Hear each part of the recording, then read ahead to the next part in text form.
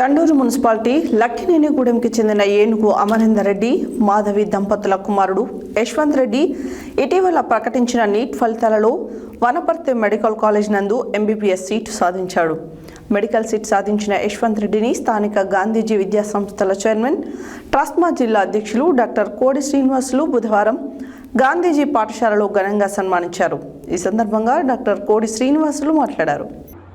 Chandur municipality లక్కినేనిగూడెంకి చెందిన ఏనుగు అమరేందర్ రెడ్డి, మాధవి దంపతుల కుమారుడు యశ్వంత్ రెడ్డి ఇటీవల ప్రకటించిన నీట్ ఫలితాలలో వనపర్తి మెడికల్ కాలేజ్ నందు ఎంబీబీఎస్ సీట్ సాధించాడు.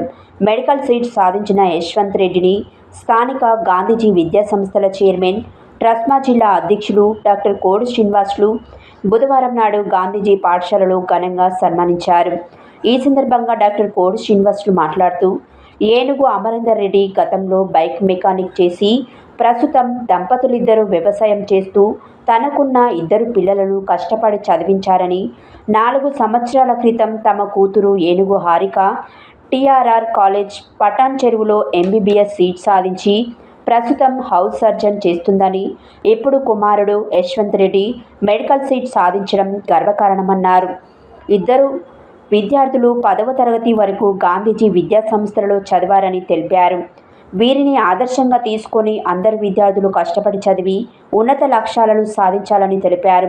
భవిష్యత్తులో వీరిద్దరూ మంచి డాక్టర్లుగా పేరు ప్రఖ్యాతలు సాధించి ఈ ప్రాంతానికి, సమాజానికి సేవ చేయాలన్నారు. ఈ కార్యక్రమంలో గాంధీజీ విద్యా సంస్థల డైరెక్టర్ సరికొండ వెంకన్న, ప్రిన్సిపల్ భార్గవ్, పులిపాటి రాధిక, ఉపాధ్యాయులు మరియు విద్యార్థులు పాల్గొన్నారు.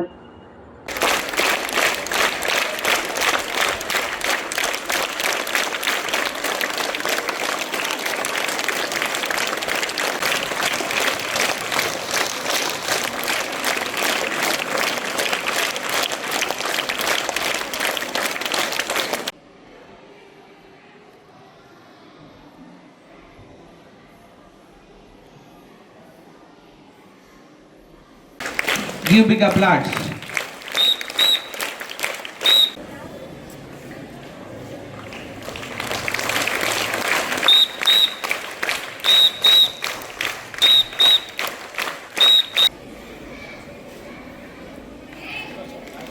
Big applause.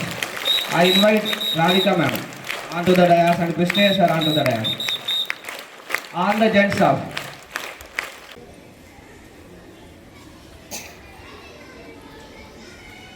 ఏనుగు యశ్వంత్ రెడ్డి అభినందన కార్యక్రమానికి మరి వాళ్ళ తల్లిదండ్రులు కూడా ఏనుగు అమరేందర్ రెడ్డి, మాధవి మేడంలు కూడా ఇక్కడికి విచ్చేయడం జరిగింది. ఈరోజు సన్మాన కార్యక్రమం చేస్తామమ్మా. ఎందుకంటే మా గాంధీజీ స్కూల్లో చదివి 10వ తరగతి వరకు ఇక్కడ చదివి మరి ఇక్కడ ఇప్పుడు చదివేటటువంటి విద్యార్థులందరికీ కూడా ఒక మోటివేషన్ లాగా ఉంటుంది. ఎందుకంటే వాళ్ళకు కూడా అర్థమవుతుంది. చాలామంది తల్లిదండ్రులు కూడా అంటారు, నేను వచ్చినప్పుడు మీ పిల్లవాళ్ళని రెగ్యులర్గా పంపించండి స్కూల్కు, రెగ్యులర్గా వస్తే మంచి మార్కులు వస్తే రేపు డాక్టర్లు కావచ్చు, మంచి ఇంజనీర్లు కావచ్చు అని అంటే, ఇక మా డాక్టర్లు కాకపోయారు మా పిల్లలు. మీ తల్లిదండ్రులు అంటారు నా దగ్గర, డాక్టర్లు అవుతారు సార్ మా పిల్లలు అని అంటుంటారు. మీ అందరికి కూడా అర్థం కావాలనే ఈరోజు మరి ఈ సన్మాన కార్యక్రమాన్ని ఏర్పాటు చేస్తానని చెప్పేసి వాళ్ళకి చెప్పి ఇక్కడికి పిలిపించడం జరిగింది. ఎందుకంటే ఏనుగు అమరేందర్ రెడ్డి గారు వాళ్ళ ఫాదర్, యశ్వంత్ రెడ్డి వాళ్ళ ఫాదరు నేను చదువుకునేటప్పుడు బైక్ మెకానిక్ చేసేది. అప్పుడు బజాజ్ స్కూటర్లు ఉండేది. ఓకే, బజాజ్ స్కూటర్ మెకానిక్గా గ్రామ పంచాయతీ ముందల మెకానిక్ షాప్ పెట్టుకొని 10-20 రూపాయలు తీసుకొని బైక్ మెకానిక్ చేసేది. అటువంటి మరి అమరేందర్ రెడ్డి గారు, ఆయనకున్నది 2 పిల్లలు. ఆ 2 పిల్లలు కూడా 10th క్లాస్ వరకు మన దగ్గరే చదువుకున్నారు. వాళ్ళ అమ్మాయి పేరు హారిక, ఏనుగు హారిక. ఒక అబ్బాయి పేరు యశ్వంత్ రెడ్డి. వాళ్ళ అమ్మాయి కూడా డాక్టర్, మీకు తెలుసో తెలియదో. మనము 5 years బ్యాక్ ఇదే గాంధీజీ స్కూల్లో ఇదే స్టేజ్ మీద అమ్మాయిని శివన అనదు